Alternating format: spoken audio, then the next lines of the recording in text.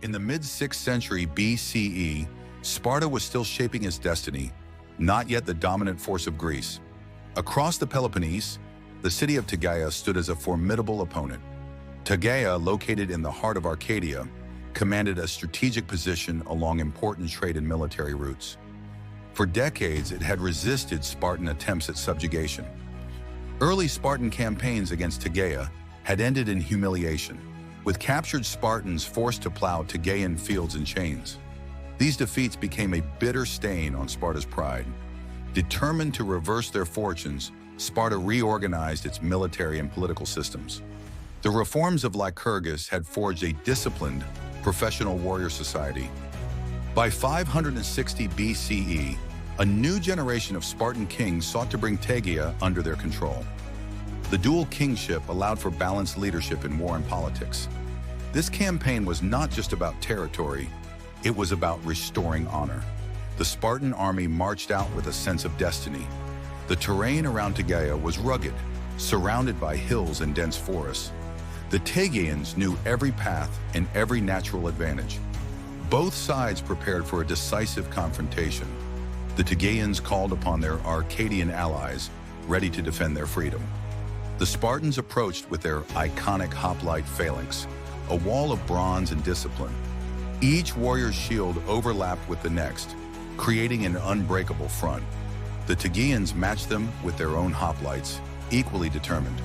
The field of battle became a narrow plain between the hills. Spears clashed and shields rang under the impact of iron. The air filled with the sound of war cries and the metallic roar of battle. The Spartans pressed forward with relentless discipline. Their training allowed them to adapt to the terrain and enemy movements. The Tegeans fought fiercely, refusing to yield an inch. For hours, the two phalanxes pushed and ground against each other.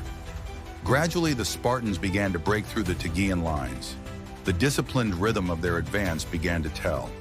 The Arcadian allies tried to flank the Spartans, but the Lacedaemonian reserves moved swiftly to block them.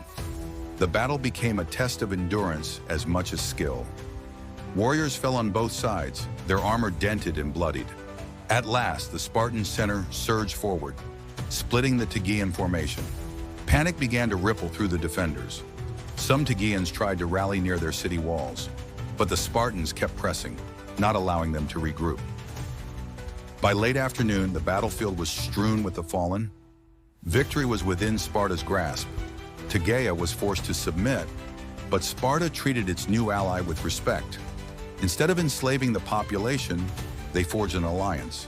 This alliance brought Tegea into the Spartan-led Peloponnesian League. It marked the beginning of Sparta's dominance over the Peloponnese. The humiliation of the past was erased. Sparta's name now carried the weight of victory and fear. The Tegean hoplites, once enemies, would march alongside Spartans in future wars. Mutual respect had replaced bitter rivalry. The victory also cemented the Spartan military system as the finest in Greece. Discipline, unity, and courage had proven unstoppable. From this point on, Sparta became the supreme land power in Greece. The road to later glories, like Thermopylae and Plataea, began here. The memory of Tegea's resistance lived on in Spartan culture. It was a reminder that honor could be lost and regained. In the Agora of Sparta, elders told a story to inspire young warriors. The lesson was simple: never yield, never forget. The alliance with Tegea brought stability to the Peloponnese. United under Sparta's leadership, the region grew stronger, but it also marked the start of centuries of Spartan involvement in the politics of Greece. Power would bring both glory and burden. The Battle of Tegea became a defining moment in Spartan history. It was there that Sparta became Sparta. Thank you for watching, and don't forget to subscribe for more history videos.